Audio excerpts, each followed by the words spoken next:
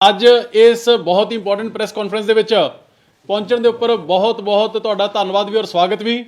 ਸਾਥੀਓ, ਅੱਜ ਜਿਸ ਮਕਸਦ ਦੇ ਲਈ ਆਪਾਂ ਸਾਰੇ ਇਕੱਠੇ ਹੋਏ ਹਾਂ, ਮੈਂ ਸਮਝਦਾ ਕਿ ਇਹ ਇੱਕ ਸਾਲ ਜੋ ਪੰਜਾਬ ਦੇ ਵਿੱਚ ਭਗਵੰਤ ਮਾਨ ਜੀ ਦੀ ਅਗਵਾਈ ਦੇ ਵਿੱਚ ਆਮ ਆਦਮੀ ਪਾਰਟੀ ਦੇ ਸਰਕਾਰ ਦਾ ਨਿਕਲਿਆ ਹੈ, ਮੈਂ ਸਮਝਦਾ ਕਿ ਇੱਕ ਸਾਲ ਪੰਜਾਬ ਦੇ ਨਾਲ ਤੇ ਤਰੱਕੀ ਬੇਮਿਸਾਲ।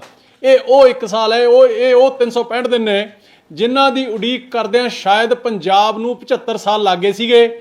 ਔਰ ਇਹੋ ਜਿਹਾ ਮਾਹੌਲ ਬਣਦਾ ਗਿਆ ਕਿ ਪੋਲੀਟੀਕਲ ਸਿਸਟਮ ਦੇ ਉੱਪਰੋਂ, ਸਰਕਾਰਾਂ ਦੇ ਉੱਪਰ, ਪੋਲੀਟੀਕਲ ਪਾਰਟੀਆਂ ਦੇ ਉੱਪਰੋਂ, ਲੀਡਰਸ਼ਿਪ ਦੇ ਉੱਪਰੋਂ ਪੰਜਾਬ ਦਾ ਵਿਸ਼ਵਾਸ ਉੱਠਦਾ ਗਿਆ, ਕਿਉਂਕਿ ਹਰੇਕ ਨੇ ਪੰਜਾਬ ਦੀ ਪਿੱਠ ਦੇ ਵਿੱਚ ਛੁਰਾ ਮਾਰਿਆ, ਪੰਜਾਬੀਆਂ ਤੇ ਪੰਜਾਬ ਔਰ ਪੰਜਾਬੀ ਦੇ ਨਾਲ ਧਰੋ ਕਮਾਇਆ। ਪਰ ਮੈਂ ਸਮਝਦਾ ਕਿ ਇਸ ਇੱਕ ਸਾਲ ਨੇ ਲੋਕਾਂ ਦਾ ਵਿਸ਼ਵਾਸ ਦੀ ਬਹਾਲੀ ਦੁਬਾਰਾ ਕੀਤੀ। ਔਰ ਸਭ ਤੋਂ ਵੱਡੀ, ਬਾਕੀ ਸਾਰੇ ਕੰਮ ਨੇ ਜਿਹੜੇ ਉਹ ਚੱਲਦੇ ਰਹਿੰਦੇ ਨੇ, ਬਹੁਤ ਕਰਨ ਵਾਲੇ ਪਏ ਨੇ, ਬਹੁਤ ਹੋ ਚੁੱਕੇ ਨੇ, ਪਰ ਸਭ ਤੋਂ ਵੱਡਾ ਮੈਂ ਸਮਝਦਾ ਕਿ ਅੱਜ ਭਗਵੰਤ ਮਾਨ ਜੀ ਦੀ ਸਰਕਾਰ ਦਾ ਸਭ ਤੋਂ ਵੱਡੀ ਅਚੀਵਮੈਂਟ ਇਹ ਹੈ ਕਿ ਪਿਛਲੇ 75 ਸਾਲਾਂ 'ਚ ਲੋਕਾਂ ਦਾ ਵਿਸ਼ਵਾਸ ਟੁੱਟ ਚੁੱਕਿਆ ਸੀਗਾ ਕਿ ਕੋਈ ਪੋਲੀਟੀਕਲ ਪਾਰਟੀ ਸਰਕਾਰ ਇਮਾਨਦਾਰ ਵੀ ਹੋ ਸਕਦੀ ਹੈ। ਅੱਜ ਉਸ ਵਿਸ਼ਵਾਸ ਦੀ ਬਹਾਲੀ ਹੈ ਜਿਹੜੀ ਉਹ ਮੁੜ ਦੁਆਰਾ ਭਗਵੰਤ ਮਾਨ ਜੀ ਦੀ ਅਗਵਾਈ ਦੇ ਵਿੱਚ ਪੰਜਾਬ ਦੇ 3 ਕਰੋੜ ਲੋਕਾਂ ਦੀ ਹੋ ਚੁੱਕੀ ਹੈ। ਔਰ ਲੋਕ ਅੱਜ ਮਾਣ ਮਹਿਸੂਸ ਕਰ ਰਹੇ ਨੇ, ਜਿਹਨਾਂ 3 ਕਰੋੜ ਪੰਜਾਬੀਆਂ ਨੇ ਜੋ ਇੱਕ ਬੇਤਹਾਸ਼ਾ ਬਹੁਮਤ ਦਿੱਤਾ ਸੀਗਾ 92 ਸੀਟਾਂ ਦੇ ਨਾਲ, ਅੱਜ ਲੋਕ ਫਖਰ ਔਰ ਮਾਣ ਮਹਿਸੂਸ ਕਰ ਰਹੇ ਨੇ। ਮੈਂ ਸਮਝਦਾ ਕਿ ਪਾੜਾ ਜਿਹੜਾ ਲੋਕਾਂ ਦੇ ਔਰ ਸਰਕਾਰਾਂ ਦੇ ਵਿਚਾਲੇ ਸੀਗਾ, ਉਹ ਪਾੜਾ ਪੂਰਦਾ ਜਾ ਰਿਹਾ ਹੈ, ਉਹ ਪਾੜਾ ਖਤਮ ਹੁੰਦਾ ਜਾ ਰਿਹਾ ਤੇ ਸਰਕਾਰ ਔਰ ਲੋਕਾਂ ਦੇ ਵਿੱਚ ਫਰਕ ਖਤਮ ਹੋ ਚੁੱਕਾ ਹੈ। ਇਸ ਤੋਂ ਇਲਾਵਾ ਜੇ ਆਪਾਂ ਕੰਮਾਂ ਦੀ ਗੱਲ ਕਰ ਲਈਏ ਤੇ ਸਾਡੀ ਪਾਰਟੀ ਦਾ, ਚਾਹੇ ਦਿੱਲੀ ਦੇ ਵਿੱਚ ਅਰਵਿੰਦ ਕੇਜਰੀਵਾਲ ਜੀ ਦੀ ਗੱਲ ਕਰ ਲਈਏ, ਪੰਜਾਬ ਦੀ ਗੱਲ ਕਰ ਲਈਏ, ਸਾਡਾ ਸਭ ਤੋਂ ਵੱਡਾ ਜਿਹੜੀ ਸਟਰੈਂਥ ਹੈ, ਸਾਡਾ ਕੋਰ ਏਰੀਆ ਹੈ, ਉਹ ਹੈਲਥ ਔਰ ਐਜੂਕੇਸ਼ਨ ਦੇ ਸਿਸਟਮ ਦੇ ਵਿੱਚ ਹੈ। ਔਰ ਮੈਂ ਸਮਝਦਾ ਕਿ ਜਿਸ ਤਰੀਕੇ ਦੇ ਨਾਲ ਇੱਕ ਸਾਲ ਦੇ ਵਿੱਚ ਇਹਨਾਂ ਦੋਨੋਂ ਸੈਕਟਰਸ ਦੇ ਵਿੱਚ ਕ੍ਰਾਂਤੀ ਆਈ ਹੈ, ਅੱਜ 500 ਤੋਂ ਵੱਧ ਮੁਹੱਲਾ ਕਲੀਨਿਕ ਨੇ ਜਿਹੜੇ ਉਹ ਖੁੱਲ ਚੁੱਕੇ ਨੇ, ਤਕਰੀਬਨ 125-150 ਦੀ ਹੋਰ ਤਿਆਰੀ ਹੈ। ਇਸ ਦੇ ਨਾਲ ਹੀ 16 ਮੈਡੀਕਲ ਕਾਲਜ ਖੁੱਲ੍ਹਣ ਦਾ ਪ੍ਰੋਸੈਸ ਹੈ ਜਿਹੜਾ ਉਹ ਚੱਲ ਰਿਹਾ ਹੈ। ਜਿਹੜਾ ਐਗਜ਼ਿਸਟਿੰਗ ਹੈਲਥ ਸਿਸਟਮ ਹੈ ਉਹਨੂੰ ਇੰਪਰੂਵ ਕਰਨ ਦਾ ਦਿਨ ਰਾਤ ਕੰਮ ਚੱਲ ਰਿਹਾ ਹੈ। ਐਜੂਕੇਸ਼ਨ ਦੀ ਜਦੋਂ ਗੱਲ ਕਰਦੇ ਹਾਂ ਤੇ ਉਹ ਸਾਡੇ ਐਜੂਕੇਸ਼ਨਿਸਟ ਵੀਰ ਜਿਨ੍ਹਾਂ ਦੇ ਮੋਢਿਆਂ ਦੇ ਉੱਪਰ ਪੰਜਾਬ ਨੂੰ ਮੁੜ ਦੁਆਰਾ ਨੰਬਰ 1 ਸੂਬਾ ਬਣਾਉਣ ਦਾ ਜ਼ਿੰਮਾ ਹੈ, ਪੰਜਾਬ ਦੀ ਨਸਲ ਨੂੰ ਸੰਭਾਲਣ ਦਾ ਜ਼ਿੰਮਾ ਹੈ, ਪੰਜਾਬ ਦੇ ਬੱਚਿਆਂ ਨੂੰ। ਮੈਂ ਸਮਝਦਾ ਕਿ ਅੱਜ ਉਹਨਾਂ ਨੂੰ ਡਾਂਗਾ ਖਾਣ ਦੀ ਬਜਾਏ ਅੱਜ ਉਹਨਾਂ ਨੂੰ ਅਸੀਂ ਸਿੰਗਾਪੁਰ ਭੇਜ ਰਹੇ ਹਾਂ। ਇਹ ਇੱਕ ਸਭ ਤੋਂ ਵੱਡਾ, ਇਹ ਇੱਕ ਪਲੱਸ ਪੁਆਇੰਟ ਹੈ, ਇੱਕ ਚੰਗੀ ਦਿਸ਼ਾ ਵੱਲ ਪੰਜਾਬ ਦੇ ਵਾਧੇ ਕਦਮ ਨੇ। 117 school of eminence the proposal ਹੈ ਜਿਹੜੀ ਉਹ ਤੁਹਾਨੂੰ ਪਤਾ ਕਿ ਚੱਲ ਰਹੀ ਹੈ ਔਰ ਬੜੀ ਜਲਦੀ ਹੀ ਉਹ ਖੁੱਲ੍ਹਣੇ ਸ਼ੁਰੂ ਹੋ ਜਾਣਗੇ। ਇਸ ਦੇ ਨਾਲ ਸਾਡਾ ਇੱਕ ਵਾਅਦਾ ਸਭ ਤੋਂ ਇੰਪੋਰਟੈਂਟ ਕਿ ਹਰ ਘਰ ਨੂੰ ਅਸੀਂ 300 ਯੂਨਿਟ ਮਹੀਨੇ ਦੀ ਬਿਜਲੀ ਫ੍ਰੀ ਦੇਵਾਂਗੇ। ਅੱਜ ਤਕਰੀਬਨ 90% ਤੋਂ ਵੀ ਵੱਧ ਪਰਿਵਾਰਾਂ ਨੂੰ ਉਹ ਬਿਜਲੀ ਫ੍ਰੀ ਮਿਲ ਰਹੀ ਹੈ ਔਰ ਲੋਕ ਅੱਜ ਰਾਹਤ ਮਹਿਸੂਸ ਕਰ ਰਹੇ ਨੇ ਮਹਿੰਗਾਈ ਤੋਂ। ਇਸ ਦੇ ਨਾਲ ਨੌਕਰੀਆਂ, ਤੁਸੀਂ ਦੇਖਿਆ ਹੋਵੇਗਾ, ਸੁਣਿਆ ਹੋਵੇਗਾ ਕਿ ਸਰਕਾਰਾਂ ਨੇ ਜਿਹੜੀਆਂ ਉਹ 5.25 ਸਾਲ ਟਪਾਉਣ ਤੋਂ ਬਾਅਦ ਉਹ ਜਾਗਦੀਆਂ ਨੇ, ਫਿਰ ਨੋਟੀਫਿਕੇਸ਼ਨਾਂ ਕਰਦੀਆਂ ਨੇ, ਐਲਾਨ ਕਰਦੀਆਂ ਨੇ, ਬੋਰਡ ਬੈਨਰ ਲਵਾਉਂਦੇ ਨੇ ਤੇ 3 ਮਹੀਨਿਆਂ ਦੇ ਵਿੱਚ ਕੋਡ ਲੱਗ ਜਾਂਦਾ ਤੇ ਫਿਰ ਮੁੜ ਕੇ ਪਤਨਾਲਾ ਉੱਥੇ ਦਾ ਉੱਥੇ। ਤੇ ਫਿਰ ਜਿਹੜੇ ਨੌਜਵਾਨ ਮੁੰਡੇ ਕੁੜੀਆਂ ਨੇ ਉਹ ਆਪਣੀਆਂ ਡਿਗਰੀਆਂ ਚੱਕੀ ਵਿਚਾਰੇ ਕੋਟਾਂ ਦੇ ਵਿੱਚ ਸਾਲਾਂ ਬੱਧੀ ਧੱਕੇ ਖਾਂਦੇ ਫਿਰਦੇ ਰਹਿੰਦੇ, ਪਰ ਉਹਨਾਂ ਨੂੰ ਇਨਸਾਫ ਨਹੀਂ ਮਿਲਦਾ ਹੈਗਾ। ਇਹ ਪਹਿਲੀ ਇਹੋ ਜਿਹੀ ਸਰਕਾਰ ਆਈ ਹੈ ਜਿਸ ਨੇ ਪਹਿਲੇ ਸਾਲ ਦੇ ਪਹਿਲੇ ਦਿਨ ਤੋਂ ਕੰਮ ਸ਼ੁਰੂ ਕੀਤਾ ਤੇ ਅੱਜ ਮੈਨੂੰ ਦੱਸਦੇ ਹੋਏ ਖੁਸ਼ੀ ਮਹਿਸੂਸ ਹੋ ਰਹੀ ਹੈ ਕਿ ਤਕਰੀਬਨ 28,000 ਤਕਰੀਬਨ 27,000 26,997 ਦੇ ਕਰੀਬ ਦੀ ਫਿਗਰ ਹੈ ਜਿਹੜੀ 27,000 ਦੇ ਕਰੀਬ ਹੈ ਜਿਹੜੀ ਉਹ ਨਵੀਆਂ ਨੌਕਰੀਆਂ ਜਿਹੜੀਆਂ ਉਹ ਪੰਜਾਬ ਦੇ ਨੌਜਵਾਨ ਬੱਚਿਆਂ ਨੂੰ ਦਿੱਤੀਆਂ ਜਾ ਚੁੱਕੀਆਂ ਨੇ। 14,000 ਤੋਂ ਵੱਧ ਐਮਪਲੋਈਜ਼ ਨੇ ਜਿਹੜੇ ਉਹਨਾਂ ਨੂੰ ਰੈਗੂਲਰਾਈਜ਼ ਕੀਤਾ ਜਾ ਚੁੱਕਿਆ ਹੈ। ਇਹ ਉਹ ਵਰਗ ਹੈ ਜਿਸ ਨੇ ਪੰਜਾਬ ਨੂੰ ਮੁੜ ਦੁਆਰਾ ਖੁਸ਼ਹਾਲੀ ਵਾਲੇ ਪਾਸੇ ਲੈ ਕੇ ਜਾਣਾ, ਲੋਕਾਂ ਨੂੰ ਸਰਵਿਸ ਡਿਲੀਵਰੀ ਜਿਹੜੀ ਉਹ ਦੇਣੀ ਹੈ। ਇਸ ਦੇ ਨਾਲ ਮਾਫੀਆਜ਼ ਨੂੰ ਖਤਮ ਕਰਨ ਦੀ ਗੱਲ ਕਰ ਲਈਏ, ਸ਼ਰਾਬ ਮਾਫੀਆ ਜਿਹੜੇ ਇਲੀਗਲ, ਗਲਤ, ਮਾੜੀਆਂ ਨਕਲੀ ਸ਼ਰਾਬਾਂ ਦੀ ਵਜ੍ਹਾ ਕਰਕੇ ਤਰਨਤਾਰਨ ਵਰਗੇ ਇਲਾਕਿਆਂ ਦੇ ਵਿੱਚ ਸੈਂਕੜਿਆਂ ਮੌਤਾਂ ਹੋ ਜਾਂਦੀਆਂ ਸੀਗੀਆਂ, ਅੱਜ ਉਹਨਾਂ ਮਾਫੀਆਜ਼ ਨੂੰ ਨੱਥ ਪੂਰੇ ਤਰੀਕੇ ਨਾਲ ਪੈ ਚੁੱਕੀ ਹੈ। ਐਕਸਾਈਜ਼ ਦਾ ਰੈਵਨਿਊ 6,6200 ਕਰੋੜ ਤੋਂ ਵੱਧ ਕੇ 9,000 ਕਰੋੜ ਤੱਕ ਇਸੇ ਸਾਲ ਪਹੁੰਚ ਗਏ ਤੇ ਅਗਲੇ ਸਾਲ 9,700 ਕਰੋੜ ਤੱਕ ਸਾਡਾ ਲੈ ਕੇ ਜਾਣ ਦਾ, ਯਾਨੀ ਕਿ 75 ਸਾਲਾਂ ਦੇ ਵਿੱਚ ਉਹ 0 ਤੋਂ 6200 ਕਰੋੜ ਤੇ ਪਹੁੰਚਦੇ ਤੇ ਸਾਡੇ ਇੱਕ ਸਾਲ ਵੀ ਨਹੀਂ, 9 ਮਹੀਨਿਆਂ ਦੇ ਵਿੱਚ ਉਹ 6200 ਕਰੋੜ ਤੋਂ 9,000 ਕਰੋੜ ਤੱਕ ਪਹੁੰਚ ਜਾਂਦਾ, ਯਾਨੀ ਕਿ ਆਲਮੋਸਟ 3,000 ਕਰੋੜ ਦਾ ਜੰਪ ਜਿਹੜਾ ਇਸ ਇੱਕ ਸਾਲ ਦੇ ਵਿੱਚ ਦਿਲਵਾ ਦਿੰਦੇ ਆ। ਇਸੇ ਤਰੀਕੇ ਦੇ ਨਾਲ GST ਦੇ ਵਿੱਚ, ਸਟੈਂਪ ਡਿਊਟੀ ਦੇ ਵਿੱਚ ਰੈਵਨਿਊ ਕਲੈਕਸ਼ਨ ਹੈ ਜਿਹੜੀ ਉਹ ਵੱਧ ਰਹੀ ਹੈ। ਮਾਫੀਆ, ਮਾਈਨਿੰਗ ਮਾਫੀਆ ਜਿਹੜਾ ਸੁਣਿਆ ਕਰਦੇ ਸੀਗੇ ਔਰ ਪੰਜਾਬ ਦੇ ਲੋਕਾਂ ਦੇ ਨੱਕੀ ਧੂਆਂ ਕਢਾ ਰੱਖਿਆ ਸੀਗਾ ਮਹਿੰਗੇ ਰੇਤਿਆਂ ਨੇ, ਜਿਸ ਦਿਨ ਦੀ ਅਸੀਂ ਪਾਲਿਸੀ ਲੈ ਕੇ ਆਏ ਹਾਂ ਉਸ ਦਿਨ ਦਾ 5.5 ਰੁਪਏ ਦਾ ਖੱਡਾਂ ਦੇ ਉੱਪਰ ਮਿਲਦਾ ਹੈ ਔਰ ਪੰਜਾਬ ਦੇ ਦੂਰ ਦਰਾਡੇ ਇਲਾਕਿਆਂ ਤੋਂ ਵੀ 12 15 18 ਰੁਪਏ ਤੋਂ ਵੱਧ ਰੇਤੇ ਦੀ ਕੀਮਤ ਨਹੀਂ ਰਹੇਗੀ। ਉਹ ਵੱਡੇ ਪੱਧਰ ਦੇ ਉੱਪਰ ਰੇਤੇ ਦੀਆਂ ਕੀਮਤਾਂ ਨੇ ਕੰਟਰੋਲ 'ਚ ਆ ਚੁੱਕੀਆਂ, ਮਾਫੀਆ ਖਤਮ ਹੋ ਚੁੱਕਿਆ। ਸੋ ਮੈਂ ਜਿਹੜੀ ਇੰਡਸਟਰੀ ਨੂੰ ਪ੍ਰਮੋਟ ਕਰਨ ਦੀ ਆਪਾਂ ਗੱਲ ਕਰ ਲਈਏ ਤੇ ਪਿਛਲੇ ਦਿਨਾਂ ਦੇ ਵਿੱਚ ਤੁਸੀਂ ਦੇਖਿਆ ਕਿ ਇੰਡਸਟਰੀਅਲ ਪਾਲਿਸੀ ਅਸੀਂ ਲੈ ਕੇ ਆਏ ਹਾਂ, ਟੂਰਿਜ਼ਮ ਪਾਲਿਸੀ ਲੈ ਕੇ ਆਏ ਹਾਂ, ਈਕੋ ਟੂਰਿਜ਼ਮ ਦੀ ਪਾਲਿਸੀ ਹੈ ਉਹ ਆ ਚੁੱਕੀ ਹੈ, ਇਲੈਕਟ੍ਰੋਨਿਕ ਵਹੀਕਲ ਦੀ ਪਾਲਿਸੀ ਹੈ ਉਹ ਆ ਚੁੱਕੀ ਹੈ, ਜਿਹਦੇ ਨਾਲ ਤਕਰੀਬਨ 41,000 ਕਰੋੜ ਦਾ ਇਨਵੈਸਟਮੈਂਟ ਹੈ ਜਿਹੜੀ ਉਹ ਪੰਜਾਬ ਦੇ ਵਿੱਚ ਵੱਡੇ ਵੱਡੇ ਨਾਮੀ ਇਕੱਲੇ ਦੇਸ਼ ਦੀਆਂ ਕੰਪਨੀਆਂ ਨਹੀਂ, ਬਾਹਰਲੀਆਂ ਫੋਰਨ ਕੰਪਨੀ ਤੋਂ ਵੀ ਇਨਵੈਸਟਮੈਂਟ ਹੈ ਜਿਹੜੀ ਉਹ ਪੰਜਾਬ ਦੇ ਵਿੱਚ ਆ ਰਹੀ ਹੈ ਔਰ ਆ ਚੁੱਕੀ ਹੈ। ਸੋ ਮੈਂ ਸਮਝਦਾ ਕਿ ਇਹ ਇਹੋ ਜਿਹੇ ਕੰਮ ਨੇ ਜਿਹੜੇ ਲੰਬੇ ਸਮੇਂ ਤੋਂ ਪੰਜਾਬ ਨੂੰ ਲੋੜ ਸੀਗੀ ਔਰ ਭਗਵੰਤ ਮਾਨ ਜੀ ਦੀ ਸਰਕਾਰ ਦੇ ਵਿੱਚ ਉਹਨਾਂ ਦੀ ਰਹਿਨੁਮਾਈ ਦੇ ਹੇਠ ਉਹਨਾਂ ਦੀ ਸਾਰੀ ਕੈਬਨਿਟ, ਸਾਰੇ ਐਮਐਲਏ, ਸਾਰੀ ਬਿਊਰੋਕ੍ਰੇਸੀ ਵਧੀਆ ਤਰੀਕੇ ਦੇ ਨਾਲ ਆਪੋ ਆਪਣੇ ਕੰਮ ਦੇ ਵਿੱਚ ਲੱਗੇ ਹੋਏ ਨੇ, ਅਚੀਵਮੈਂਟਾਂ ਨੇ ਹੋਈਆਂ ਨੇ। ਜਿਵੇਂ ਆਪਣੇ ਮਹਿਕਮੇ ਦੀ ਗੱਲ ਕਰ ਲਾਂ ਕਿ ਜੋ ਪਿਛਲੇ 9 ਮਹੀਨੇ ਦੇ ਵਿੱਚ ਜੋ ਮੈਨੂੰ ਜ਼ਿੰਮੇਵਾਰੀ ਮਾਨ ਸਾਹਿਬ ਨੇ ਸੰਭਾਈ ਸੀਗੀ ਉਹਦੇ ਵਿੱਚ ਜੇ ਆਪਾਂ ਨਿਊ ਰਿਨਿਊਏਬਲ એનર્ਜੀ ਦੀ ਗੱਲ ਕਰ ਲਈਏ ਤੇ ਸੋਲਰਾਈਜੇਸ਼ਨ ਦਾ ਪ੍ਰੋਜੈਕਟ ਹੈ ਜਿਹੜਾ ਉਹ ਵੱਡੇ ਪੱਧਰ ਦੇ ਉੱਪਰ ਚੱਲ ਰਿਹਾ ਹੈ।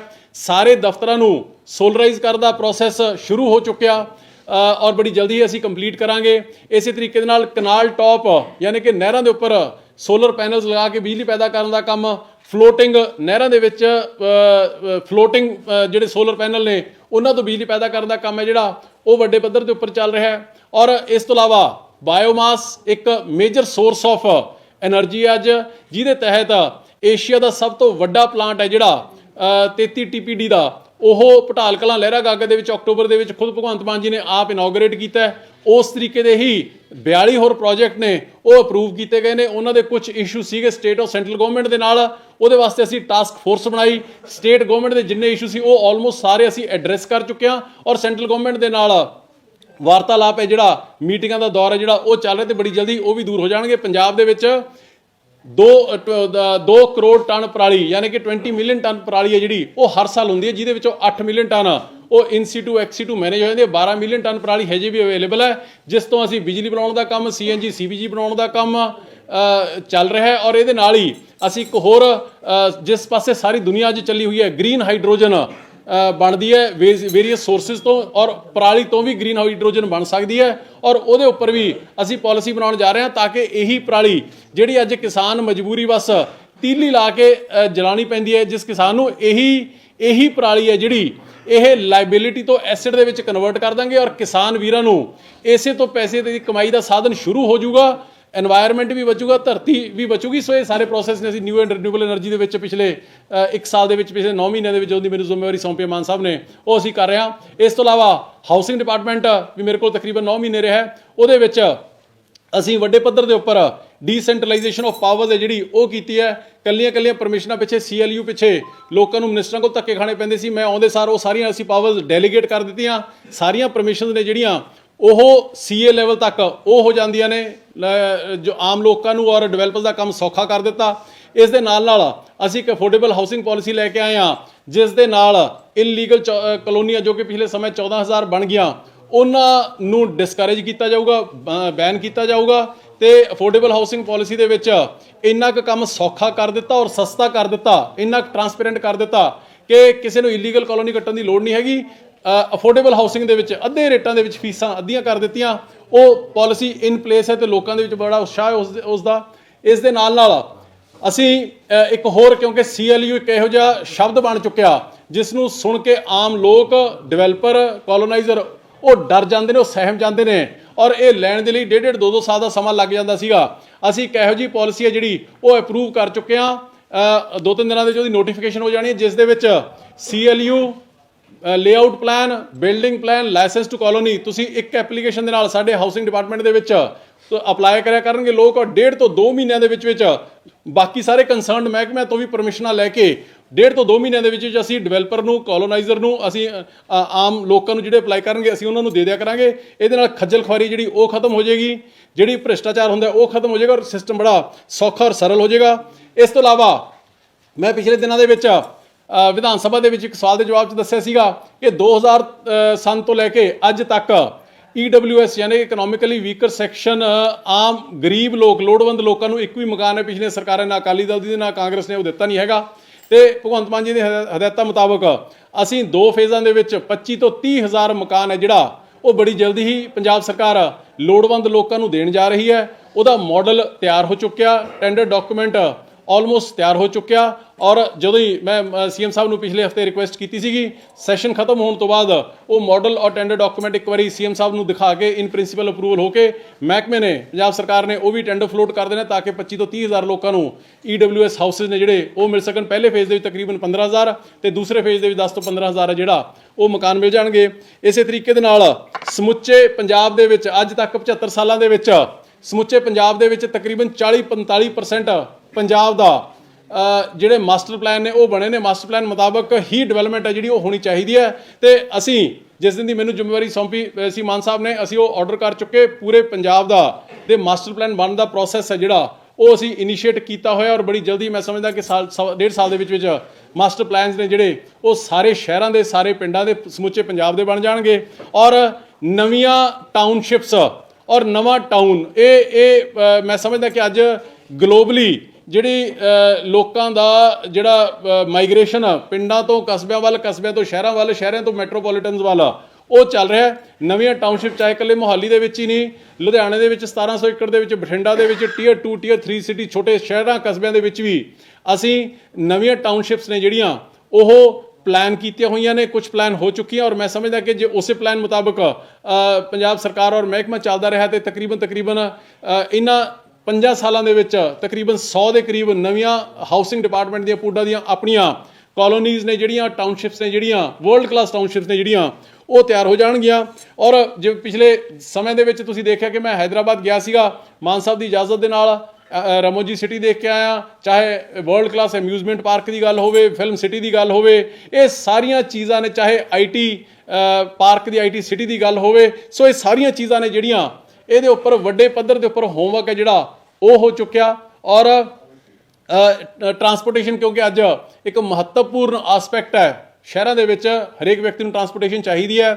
UMTC ਦੇ ਨਾਲ ਆਲਰੇਡੀ ਅੰਡਰ ਪ੍ਰੋਸੈਸ ਚੱਲ ਰਿਹਾ। ਮੈਂ ਪਹਿਲਾਂ ਵੀ ਦੱਸਿਆ ਸੀਗਾ ਕਿ ਮੈਟਰੋ ਚਾਹੇ ਮੁਹਾਲੀ ਦੀ ਗੱਲ ਹੋਵੇ, ਲੁਧਿਆਣਾ ਦੀ ਗੱਲ ਹੋਵੇ, ਜਲੰਧਰ, ਅੰਮ੍ਰਿਤਸਰ, ਬਠਿੰਡਾ ਦੀ ਗੱਲ ਹੋਵੇ, ਪਟਿਆਲਾ ਦੀ ਗੱਲ ਹੋਵੇ, ਇਹਦੇ ਬਾਰੇ UMTC ਦੇ ਨਾਲ ਕੰਮ ਹੈ ਜਿਹੜਾ ਉਹ ਚੱਲ ਰਿਹਾ ਹੈ। ਇਹਨਾਂ ਦੀ ਫੀਜ਼ੇਬਿਲਿਟੀ ਜਿਹੜਾ ਸਰਵੇ ਹੈ ਉਹ ਚੱਲ ਰਿਹਾ ਹੈ। ਤੇ ਆਉਣ ਵਾਲੇ ਸਮੇਂ ਦੇ ਵਿੱਚ ਆਮ ਆਦਮੀ ਪਾਰਟੀ ਦੀ ਸਰਕਾਰ ਵੱਲੋਂ ਭਗਵੰਤ ਮਾਨ ਜੀ ਦੀ ਅਗਵਾਈ ਦੇ ਵਿੱਚ ਇਹ ਸਾਰੇ ਕੰਮ ਨੇ ਜਿਹੜੇ ਇਹ ਬੜੀ ਜਲਦੀ ਹੀ ਨੇਪਰੇ, ਬੜੀ ਜਲਦੀ ਹੀ ਸਿਰੇ ਚੜ੍ਹ ਜਾਣਗੇ। ਮੈਂ ਇਹ ਉਮੀਦ ਆਸ ਕਰਦਾ ਔਰ ਵਿਸ਼ਵਾਸ ਹੈ ਮੈਨੂੰ ਕਿ ਜਿਸ ਸਪੀਡ ਨਾਲ ਕੰਮ ਸ਼ੁਰੂ ਹੋਇਆ ਹੈ ਇਹੀ ਸਪੀਡ ਹੈ ਜਿਹੜੀ ਇਹ ਹੋਰ ਵੱਧਦੀ ਜਾਏਗੀ ਅੱਗੇ। ਔਰ ਵੱਡੇ ਪੱਧਰ ਦੇ ਉੱਪਰ ਇੱਕ planned state of the art development ਹੈ ਜਿਹੜੀ ਉਹ ਸਮੁੱਚੇ ਪੰਜਾਬ ਨੂੰ ਉਹ ਦੇਖਣ ਨੂੰ ਮਿਲੇਗੀ। ਸੋ ਤੁਹਾਡਾ ਸਾਰਿਆਂ ਦਾ ਬਹੁਤ ਇੱਥੇ ਪਹੁੰਚਣ ਦੇ ਉੱਪਰ ਧੰਨਵਾਦ। ਮੈਂ ਅੱਜ ਤੁਹਾਡੇ ਨਾਲ ਆਪਣੇ ਦਿਲ ਦੇ ਵਲਵਲੇ ਜਿਹੜੇ ਉਹ ਸ਼ੇਅਰ ਕਰਨ ਦੇ ਲਈ ਇੱਥੇ ਪਹੁੰਚਿਆ ਸੀਗਾ ਕਿਉਂਕਿ ਪਿਛਲੇ ਲੰਬੇ ਸਮੇਂ ਤਕਰੀਬਨ 30 ਸਾਲਾਂ ਦੇ ਪੋਲੀਟੀਕਲ ਔਰ ਸੋਸ਼ਲ ਸਫ਼ਰ ਦੇ ਵਿੱਚ ਇੰਨੀ ਕਮਿਟਮੈਂਟ ਦੇ ਨਾਲ, ਇੰਨੀ ਇਮਾਨਦਾਰੀ ਦੇ ਨਾਲ, ਇੰਨੀ ਡੈਡੀਕੇਸ਼ਨ ਦੇ ਨਾਲ ਮੈਂ ਪੰਜਾਬ ਦੇ ਵਿੱਚ ਕਦੇ ਕਿਸੇ ਪਾਰਟੀ ਨੂੰ, ਕਦੇ ਕਿਸੇ ਸਰਕਾਰ ਨੂੰ, ਕਦੇ ਕਿਸੇ ਲੀਡਰ ਨੂੰ ਮੈਂ ਕੰਮ ਕਰਦੇ ਨਹੀਂ ਦੇਖਿਆ ਜੋ ਅੱਜ ਪਿਛਲੇ 1 ਸਾਲਾਂ ਦੇ ਵਿੱਚ ਆਮ ਆਦਮੀ ਪਾਰਟੀ ਦੀ ਸਰਕਾਰ ਨੇ ਮਾਹੌਲ ਸਿਰਜਿਆ। ਸੋ ਮੈਂ ਸਮਝਦਾ ਕਿ ਲੋਕ ਵਧਾਈ ਦੇ ਪਾਤਰ ਨੇ। ਇਹ ਤਾਂ ਸਿਰਫ ਇੰਨਾ ਹੈ ਕਿ ਇਹ ਤਾਂ ਸੈਲਫ ਮਾਰਿਆ ਪੰਜਾਬ ਸਰਕਾਰ ਨੇ ਲੋਕਾਂ ਦੇ ਡਿਵੈਲਪਮੈਂਟ ਦੇ ਕੰਮਾਂ ਦਾ, ਪੰਜਾਬ ਨੂੰ ਮੁੜ ਦੁਆਰਾ ਖੁਸ਼ਹਾਲ ਤੇ ਰੰਗਲਾ ਪੰਜਾਬ ਬਣਾਉਣ ਦਾ। ਇਹ ਤਾਂ ਸਿਰਫ ਸੈਲਫ ਮਾਰਿਆ, ਪਹਿਲਾ ਗੇਅਰ ਪਿਆ ਤੇ ਆਉਣ ਵਾਲੇ 5 ਸਾਲਾਂ ਦੇ ਵਿੱਚ 5ਵੇਂ ਗੇਅਰ ਤੱਕ ਜਦੋਂ ਟੌਪ ਗੇਅਰ ਦੇ ਵਿੱਚ ਗੱਡੀ ਪਹੁੰਚੇਗੀ ਤੇ ਫਿਰ ਮੁੜ ਕੇ ਦੁਬਾਰਾ ਖੁਸ਼ਹਾਲ ਤੇ ਰੰਗਲਾ ਪੰਜਾਬ 5 ਸਾਲਾਂ ਬਾਅਦ ਪੰਜਾਬੀਆਂ ਨੂੰ, ਸਮੁੱਚੀ ਦੁਨੀਆ ਨੂੰ ਨਜ਼ਰ ਆਏਗਾ।